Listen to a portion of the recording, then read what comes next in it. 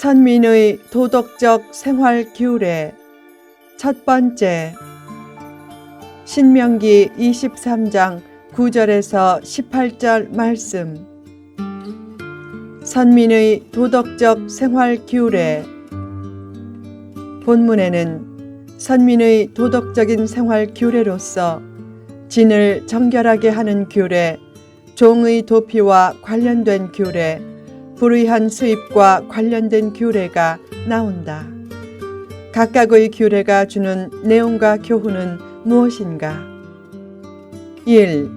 진을 정결하게 하는 규례. 고대에는 병의 치료약이 발달되지 않았기에 환경적인 청결을 통해 병을 예방하는 것이 중요했다. 또한 환경적인 청결을 통해 영혼과 신앙도 정결해지도록 하나님은 여러 정결 규례를 제정하셨다. 전쟁 중에는 더욱 정결을 중시했다. 전쟁의 승패를 주관하는 하나님의 마음을 얻기 위해서였다. 그래서 적군을 치러 출전할 때는 공권력의 공백을 틈타 악한 일이 생기지 않도록 스스로 악한 일을 삼가라고 했다. 이스라엘 군대는 선민의 군대로서 더욱 정결에 힘써야 했다. 대변 문제도 중시했다. 당시 진영은 거룩한 곳으로 여겨졌기에 대변 문제는 진영 밖에 변소를 두어 해결해야 했다. 그런 문제까지 세심하게 신경 써서 선민 군대의 자긍심을 가지게 했는데 그 규례는 공중위생을 위해서도 꼭 필요했다. 또한 대변을 보려고 진영 밖의 변소로 갈 때는 무기 외에 작은 삽을 가지고 가 그것으로 땅을 파서 몸을 돌려 그 배설물을 덮게 했다. 배설물을 보지 않게 한 것은 부정한 배설물을 보고 부정한 의식이 틈타지 않게 하기 위해서였다.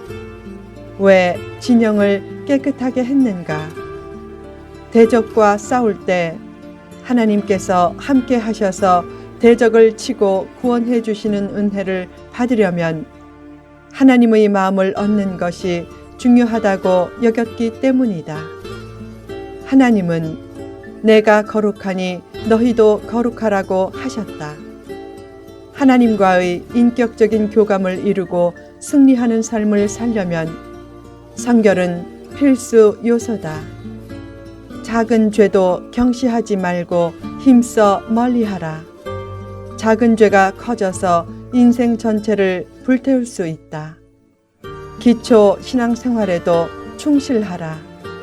말씀과 기도에 충실하고 삶에 기쁨과 감사가 넘치게 하고 교회를 사랑하고 드리고 나누고 베푸는 삶을 살고 외형주의와 기복주의와 성공주의를 멀리하고 하나님이 기뻐하시는 일을 하고 이단과 영성 자랑을 주의하라. 기초적인 충실한 신앙생활을 통해 불결함의 영향력을 최소화시키면 성결 가능성도 커진다. 그와 더불어 외적인 환경도 깨끗하게 만들라. 좋은 사람을 사귀고 좋은 대중매체를 접하고 더러운 주변 환경을 깨끗이 청소하라. 깨끗함에 집착하는 결벽증은 삼가되 영혼과 육체의 건강을 위해 깨끗한 환경을 만드는 것도 힘써 훈련해 습관화시키라. 2. 종의 도피와 관련된 규례.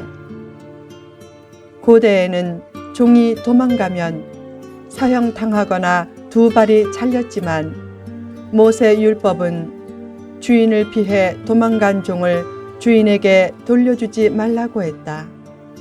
주인의 혹독한 학대를 못 이기거나 다른 정당한 사유로 이스라엘 사회로 도망쳐 온 이방인 종의 경우에 한해서다.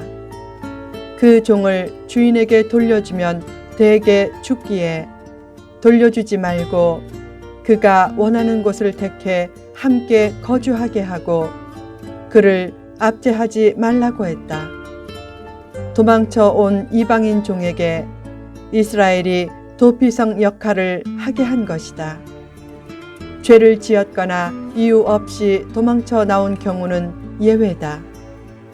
불의한 도망자를 보호해 주는 것은 사랑이 아니라 법과 공의를 파괴하는 행위다. 도피성 귤에도 무죄한 오살자에게만 혜택을 주었다.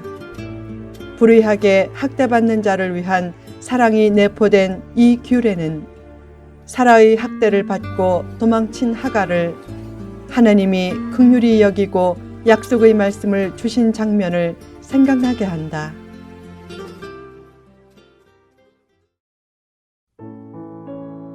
어느 날 후손이 없던 아브람이 아내 사례로부터 몸종 하갈을 통해 자식을 보자는 제안을 받았다. 그 제안에 응해 하갈이 임신하면서 갈등이 생겼다. 임신한 하갈이 여주인을 깔보면서 사례의 상처가 커졌기 때문이다. 마침내 사례가 아브람에게 하갈이 자신을 멸시한다고 불평하자 아브람은 당신의 여종이니 당신 마음대로 조치하라 라고 했다. 그때부터 사례가 하갈을 학대했다. 하갈이 그 학대를 견디다 못해 임신한 상태로 광야로 도망쳤다. 하갈에게 하나님의 사자가 나타나 물었다. 사례의 여종 하갈아, 내가 어디서 왔으며 어디로 가느냐? 하갈이 여주인 사례를 피해서 도망친다고 하자 사자가 다시 말했다. 내 여주인에게로 돌아가서 그 수하에 복종하라. 내가 내 씨를 셀 수 없을 정도로 크게 번성하게 하리라. 내가 임신하였은즉 아들을 낳으리니 그 이름을 이스마엘이라 하라. 이는 여호와께서 내 고통을 들으셨음이니라. 내 여주인에게로 돌아가서 그 수하에 복종하라는 말이 기득권에 순응하라는 말처럼 들려서 누군가는 불편하게 여기겠지만 사실상 그것은 축복의 기초 원리다. 사례의 학대에는 하갈이 임신하면서 교만해져서 여주인을 멸시했던 태도가 원인이 된 측면도 있었기 때문이다. 결국 여주인에게 복종하라 라는 말은 내 교만을 버리라 라는 권고도 내포된 것이다. 그때 하갈은 하나님을 만난 셈을 부엘 라헤로이라고 불렀다. 나를 살피시는 하나님을 만난 셈이란 뜻이다. 하나님은 학대받으며 고통 중에 있는 사람을 외면하시지 않는다.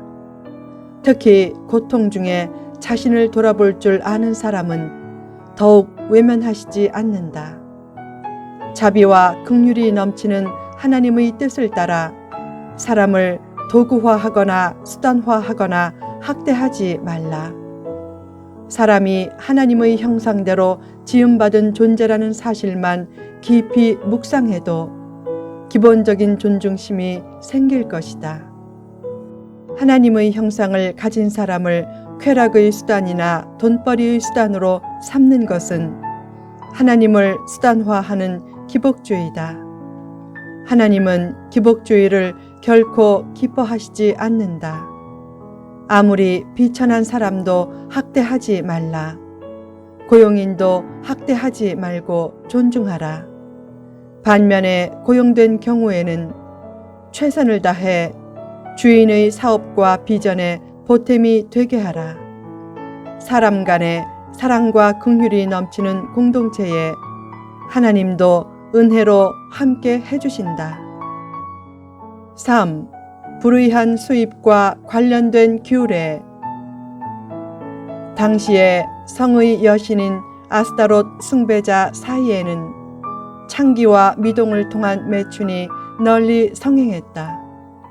신전의 창기 활동으로 번 돈이나 개 같은 자의 소득은 가증한 것이기에 여호와의 전에 가져오지 말라고 했다. 부정하게 번 돈으로 헌금하지 말라는 뜻이다. 목적이 좋아도 과정이 불의하면 안 된다. 수단 방법을 가리지 않고 돈을 벌지 말고 수단 방법을 가리며 벌라.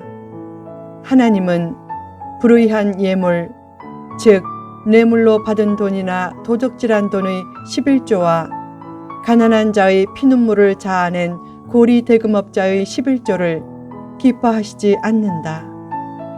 예전에 미국에서 로또 1등에 당첨된 사람이 거액의 11조를 유명한 기독교 단체에 헌금했지만 그 단체가 그 헌금을 하나님의 뜻에 어긋난 소득으로 여기고 정중히 거절했다. 하나님은 땀의 흔적이 새겨진 소득을 힘써 창출하고 그 소득을 통해 최선을 다해 하나님의 일에 기여하는 것을 기뻐하신다.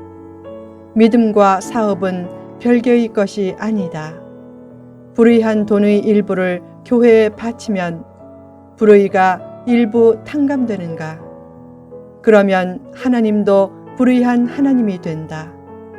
하나님은 불순종하는 상태에서 예물을 많이 바치는 것을 성전뜰만 밟는 행위라고 하셨다. 중국 송나라 때 한 농부가 밭을 갈다가 구슬을 발견했다. 그것을 관청으로 가져가 자한에게 헌상하자 자한은 받지 않았다. 농부가 계속 권했다. 날이 저희 이 보배를 받아주소서. 자한이 말했다. 내게는 구슬이 보배지만 내게는 그것을 받지 않는 것이 보배다. 땀이 없는 재물을 탐하지 말고 정당한 땀을 통해 힘써 재물을 얻으려고 하라. 정당하게 얻은 재물을 하나님의 영광과 이웃 사랑을 위해 잘 활용할 때 삶의 기쁨과 보람과 행복이 넘치게 된다. 후편에 계속됩니다.